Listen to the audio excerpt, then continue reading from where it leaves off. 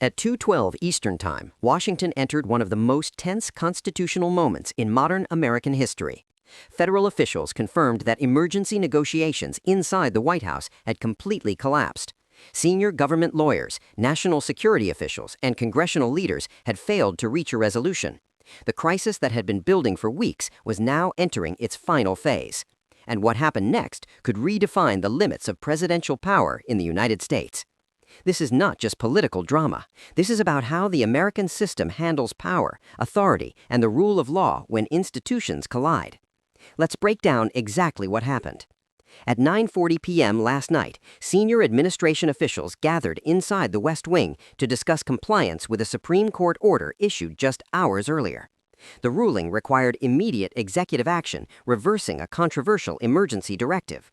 But according to sources familiar with the meeting, the president refused to comply. Officials present say he argued the court had exceeded its authority and that the executive branch had independent constitutional powers that could not be overridden. That decision immediately triggered alarm across Washington. By 10:25 p.m., congressional leaders from both parties were briefed on the situation. Legal experts warned that the country was entering uncharted territory, a direct constitutional confrontation between the executive branch and the judiciary. Emergency consultations began within minutes. At 11:08 p.m., senior members of the Department of Justice convened an internal review to assess enforcement options. Government attorneys examined whether federal agencies could implement the court's ruling without direct presidential approval. The question was unprecedented.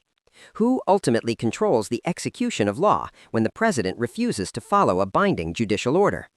Just after midnight, at 12:03 a.m., multiple federal agencies quietly activated continuity protocols, procedures normally reserved for national emergencies.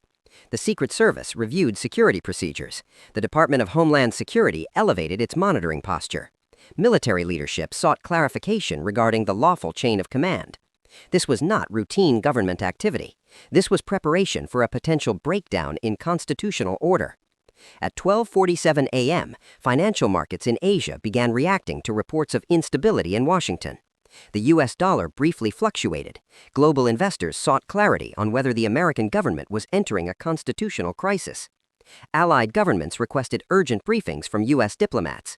For the world, this was not just domestic politics. This was a test of whether the world's most powerful democracy could manage internal conflict peacefully. At 1:18 a.m., senior congressional leaders released a joint statement declaring that compliance with the Supreme Court order was mandatory. The message was clear. Congress was prepared to act. Inside the White House, the atmosphere reportedly grew increasingly tense. According to officials familiar with the situation, legal advisors warned the president that continued refusal could trigger impeachment proceedings or emergency constitutional measures. They argued that defying the court would create a dangerous precedent for executive power. But sources say the president remained defiant, insisting that the dispute was about protecting the authority of the presidency. By 2:12 a.m., negotiations ended. The government now faced a direct institutional standoff between the executive branch and the rest of the constitutional system. At 3:30 a.m., senior national security officials conducted a classified assessment evaluating whether the crisis could affect military readiness or foreign policy stability. Their concern was not external threats, but internal uncertainty over authority. Who gives the orders if branches of government disagree? That question had no simple answer. At 6 a.m., the Supreme Court issued a rare public statement reaffirming that its rulings are binding on all branches of government. The statement emphasized that the constitutional system depends on compliance with judicial decisions. Minutes later, congressional leaders announced emergency hearings to address what they described as a constitutional emergency. At 7:30 a.m., several federal agencies confirmed they would implement the court's directive regardless of executive resistance. Their position signaled that parts of the government were aligning with judicial authority rather than presidential instruction. This was a critical turning point. It demonstrated where institutional loyalty ultimately rests, with the Constitution, not individual leaders. By mid-morning, global reaction intensified. European officials called for stability and respect for democratic norms. Asian markets showed volatility. International observers warned that prolonged uncertainty could affect global security and economic confidence. For decades, the United States has promoted democratic institutions around the world. Now the world was watching how those institutions function under pressure at home. At 10:45 a.m., the president addressed the nation. He defended his decision, arguing that the dispute was about protecting executive authority and preserving the independence of the presidency. He insisted the matter would be resolved through legal challenges and warned that the conflict was far from over. The response divided the country. Supporters described the move as a defense of presidential power. Critics argued it represented a challenge to constitutional order.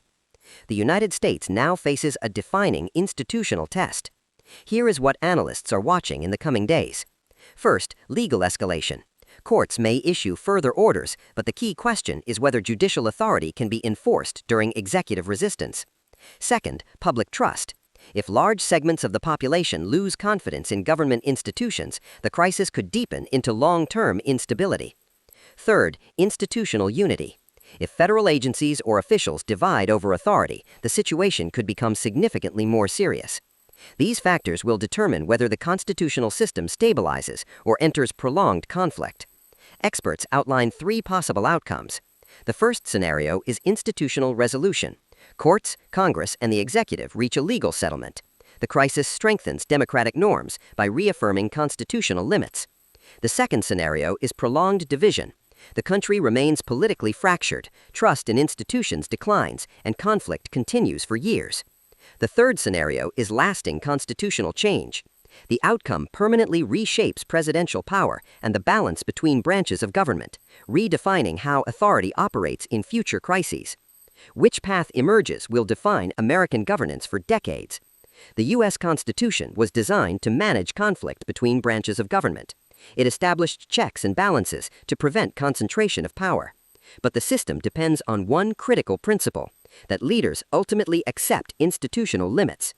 What is unfolding now is a test of that principle, a test of whether law, precedent, and constitutional structure remain stronger than individual authority. Moments like this rarely happen, and when they do, they reshape nations permanently. The next decisions from courts, Congress, and the White House will determine whether this crisis ends quickly or becomes a defining chapter in American political history. The world is watching, the institutions are responding, and the balance of power inside the United States is being tested in real time. What happens next could change the presidency and American democracy.